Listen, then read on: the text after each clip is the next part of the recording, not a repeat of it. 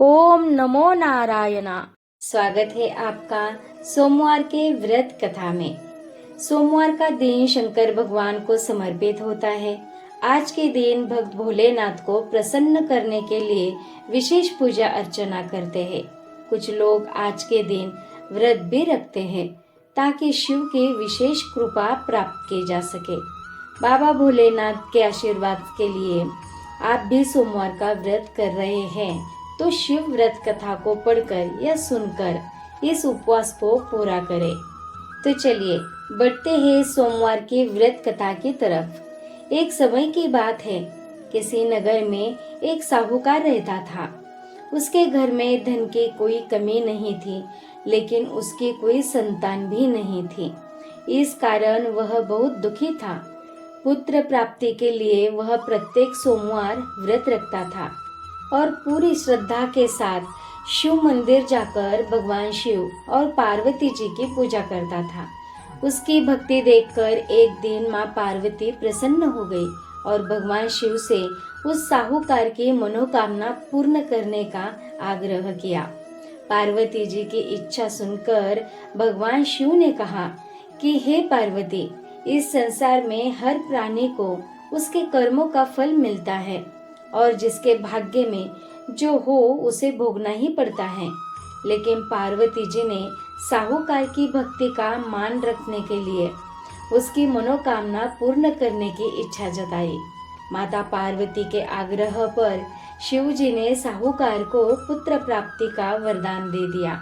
वरदान तो दिया, लेकिन साथ ही यह भी कहा कि उसके बालक की आयु केवल 12 वर्ष होगी।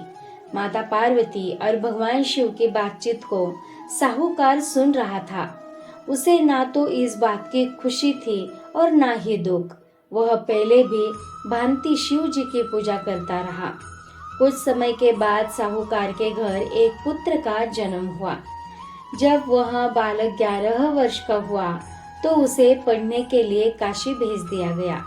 साहूकार ने पुत्र के मामा को बुलाकर उसे बहुत सारा धन दिया और कहा कि तुम इस बालक को काशी विद्या प्राप्ति के लिए ले जाओ और मार्ग में यज्ञ कराना।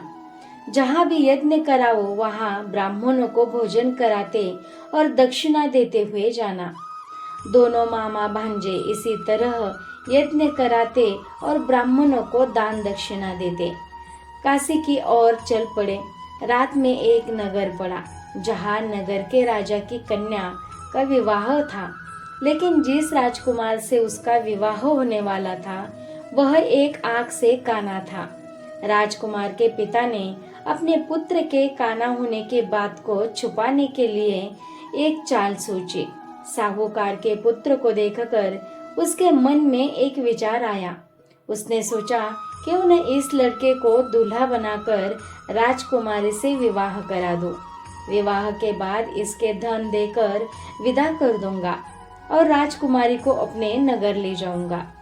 लड़के को दूल्हे के वस्त्र पहनाकर राजकुमारी से विवाह कर दिया, लेकिन साहूकार का पुत्र ईमानदार था। उसे यह बात न्याय संगत नहीं लगी। उसने अवसर पाकर राजकुमारी की चुन्नी के पल्ले पर लिखा, तुम्हारा विवाह तो मेरे साथ हुआ है, लेकिन जिस राजकुमार के संग तुम्हें भेजा जाएगा वह एक आंख से काना है। मैं तो काशी पढ़ने जा रहा हूँ।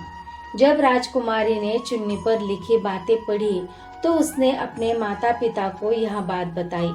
राजा ने अपनी पुत्री को विदा नहीं किया, जिससे बारात वापस चली गई।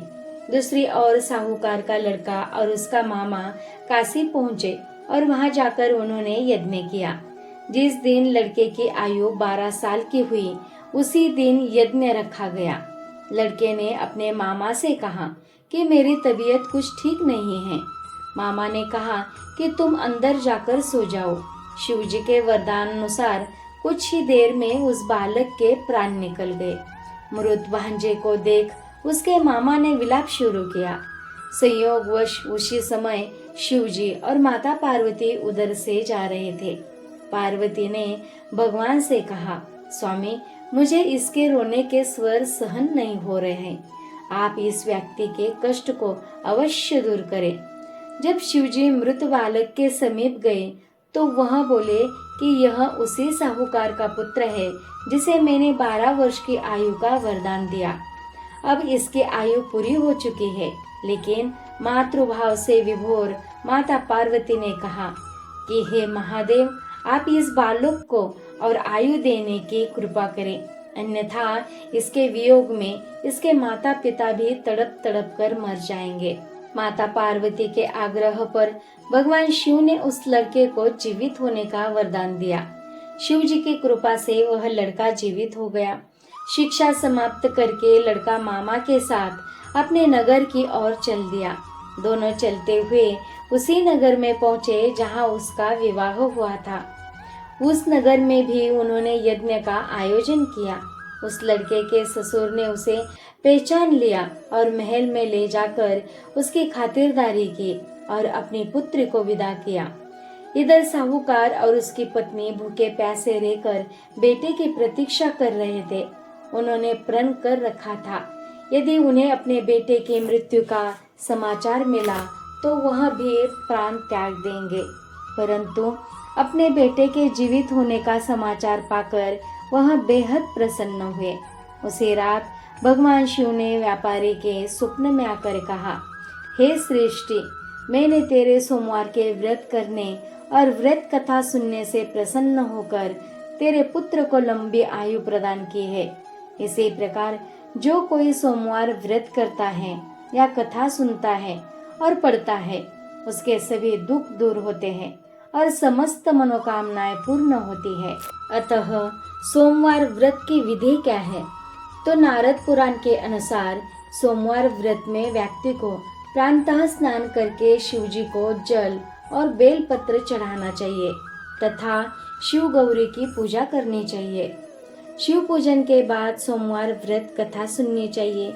इसके बाद केवल एक समय ही भोजन करना चाहिए। साधारण रूप से सोमवार का व्रत दिन के तीसरे तक होता है, मतलब शाम तक रखा जाता है। सोमवार व्रत 3 प्रकार का होता है: प्रति सोमवार व्रत, सौम्य प्रदोष व्रत और 16 सोमवार का व्रत। इन सभी व्रतों के लिए एक ही विधि होती है। सोमवार का व्रत भगवान शिव की कृपा और मनोवांछित फल प्राप्ति के लिए अत्यंत शुभ माना जाता है। इसे सूर्योदय से शुरू करके प्रदोष काल शाम तक रखा जाता है। सबसे पहले ब्रह्म मुहूर्त में उठकर स्नानादि से निवृत्त होकर स्वच्छ श्वेत वस्त्र पहने और व्रत का संकल्प ले। शिवलिंग का गंगाजल और पंचामृत, दूध, दही, शहद, घी, शक्कर से अभिषेक करे। शिवलिंग पर चंदन का लेप लगाए और बेलपत्र, धतूरा, भांग, मदार के फूल और अक्षत अर्पित करे। माता पार्वती को सुहाग की सामग्री चढ़ाए। विधि विधान से पूजा करने के बाद सोमवार व्रत कथा पढ़े या सुने। अंत में घी के दीपक से शिव जी की आरती करें। यदि आप 16 सोमवार का व्रत कर रहे हैं तो अंतिम सोमवार को विधि विधान से उद्यापन अवश्य करें। सोमवार का व्रत रखने से अविवाहित कन्याओं को भगवान शिव जैसा आदर्श जीवन साथी मिलता है। विवाहित महिलाएं अपने सुखी वैवाहिक जीवन और पति की लंबी उम्र के लिए यह व्रत रखती हैं। सोमवार का सीधा संबंध चंद्रमा से होता है। इस व्रत को करने से कुंडली में चंद्रमा मजबूत होता है, जिससे मानसिक तनाव कम होता है और शांति प्राप्त होती है। इस व्रत के प्रभाव से घर परिवार में सुख, समृद्धि, धन धान्य और खुशहाली आती है। शिव उपासना से सभी शारीरिक और मानसिक रोगों का नाश होता है। तो सोमवार के व्रत कथा हमें यह सिखाती है कि सच्ची श्रद्धा, अटूट विश्वास और निस्वार्थ भक्ति से कोई भी मनोकामना पूरी हो सकती है। यह कथा दर्शाती है कि ईश्वर कर्म और भाव देखते हैं और एक सच्चे भक्त प्रेम के आगे भगवान भी अपना विधान बदल सकते हैं। साहूकार की कथा सिखाती है कि अगर मन में कोई स्वार्थ न हो और व्यक्ति पूरी लगन से भगवान शिव की पूजा करे तो महादेव हर संकट को दूर कर लेते हैं। यद्यपि प्रारब्ध और कर्म का सिद्धांत अटल है, फिर भी ईश्वर की कृपा और माँ पार्वती की दया से जीवन की कठिन से कठिन दुर्भाग्य को बदला जा सकता है। चाहे पुत्र केवल 12 वर्ष की आयु का सत्य हो या उसकी मृत्यु, साहूकार और उसके परिवार ने कभी भी अपना धैर्य नहीं खोया और व्रत पूजन जारी रखा। माता पार्वती द्वारा साहूकार के लिए भगवान शिव से बार बार आग्रह करना यह सिखाता है कि प्रार्थना और परोपकार में बहुत शक्ति होती है। यह कथा भोलेनाथ के उस स्वभाव को उजागर करती है जहाँ वे छोटी सी भक्ति से भी बहुत जल्दी प्रसन्न हो जाते हैं। तो आज के लिए इतना ही। हरि शरणम। ओम नमो नारायणा।